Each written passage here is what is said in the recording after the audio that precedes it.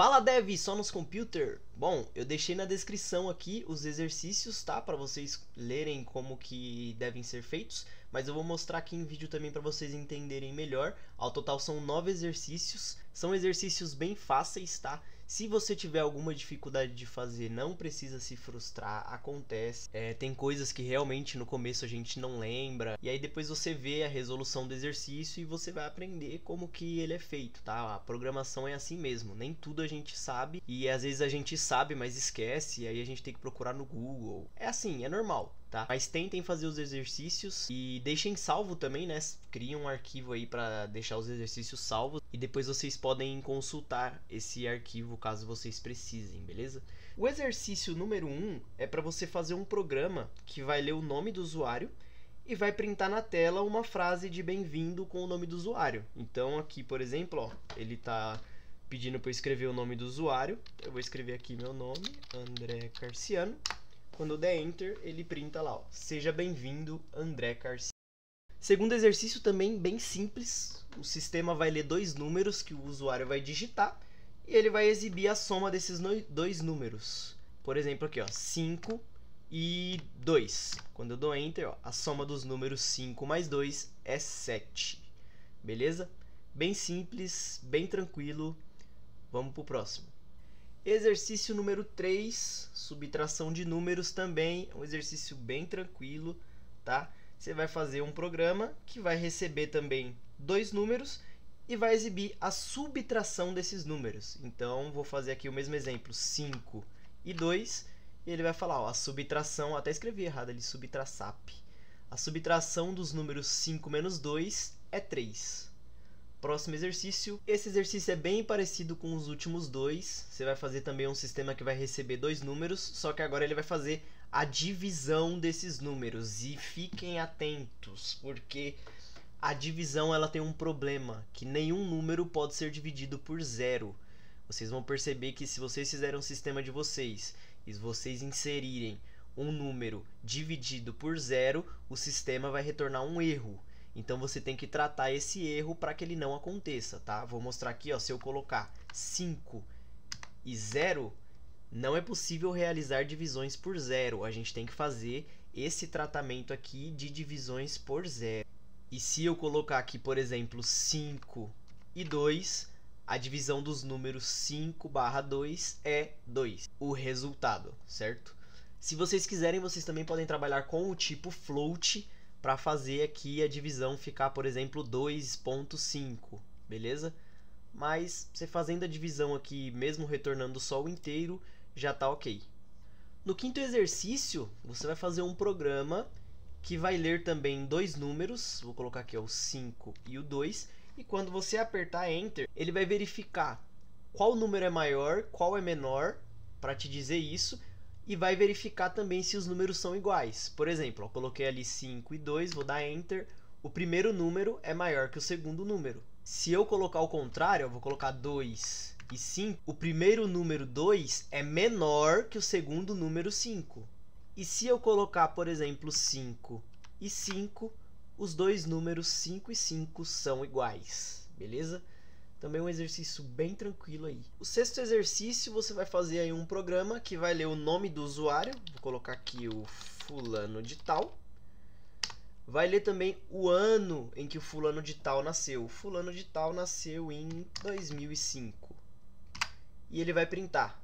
Olá, fulano de tal. Em 2024 você faz 19 anos. Então é um sistema que vai ler o nome da pessoa, o ano que ela nasceu e quantos anos ela vai fazer no ano atual agora.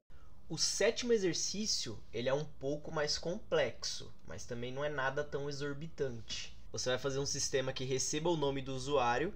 Vamos pôr aqui o fulaninho. E aí você vai colocar o ano que o fulaninho nasceu. Fulaninho nasceu em 2000. E esse programa vai retornar aqui, ó. Olá, fulaninho. Em 2024 você faz 24 anos e o seu voto é obrigatório. Então, nesse sistema, você vai pegar o nome e o ano que a pessoa nasceu, verificar se ela vai votar ou não esse ano. Lembrando de se atentar àquelas regrinhas básicas, né? Pessoas menores de 16 anos não votam. Pessoas entre 16 e 18, o voto não é obrigatório. Maior que 16 e menor que 18, o voto não é obrigatório. Igual ou maior a 18 e menor que 65, o voto é obrigatório. A partir de 65 anos, o voto volta a ser não obrigatório. Então, se eu colocar aqui, por exemplo, o Joaquim, que nasceu em 1829... Olá, Joaquim. Em 2024 você faz 195 anos e o seu voto não é obrigatório. Então, seu Joaquim vai completar 195 anos esse ano e ele não é obrigado a votar. Se eu colocar aqui o Pedrinho. Pedrinho nasceu em 2015. Pedrinho nasceu em 2015, então esse ano ele faz 9 anos e ainda não pode votar, porque ele é menor de 16. A Joana... ela nasceu em 2007. Caramba, a Joana já vai fazer 17 anos. Tô ficando velho. Ela pode votar, mas o voto dela não é obrigatório, porque ela tem 17 anos, ela é maior de 16 e menor de 18. E o André nasceu em 1997. Esse ano vai fazer 27 anos e eu sou obrigado a votar. Gente, o exercício número 8 é um exercício assim bem padrão. Você consegue achar aí a fórmula do cálculo do IMC na internet. E é um sistema em que o usuário vai inserir o nome dele. Vou pôr aqui a Ana Júlia. Aí ele vai pedir para eu inserir a altura da Ana Júlia. A Ana Júlia tem 1,65 m. E a Ana Júlia tem 60 quilos. E ela vai retornar: olá, Ana Júlia, seu IMC é 22,4 e você está em peso normal. Então você vai pegar a altura da pessoa, o peso, vai fazer aquele cálculo de IMC que é o peso dividido pela altura vezes a altura. Então você vai ter que trabalhar aí com a ordem de precedência para você fazer a conta na ordem certa. O peso ele é dividido pela altura vezes a altura. Então você tem que resolver primeiro a altura vezes a altura, para depois você resolver o peso dividido pela altura vezes a altura. Aí você vai pegar o valor do IMC e vai verificar na tabelinha lá de IMC em que lugar que ela se posiciona ali. Se é peso normal, se é abaixo do peso, se é acima do peso, obesidade nível 1, 2 ou 3. Lembrando que quando você for trabalhar com os números do tipo float, você vai ter um probleminha aqui em adicionar vírgula ou adicionar o ponto.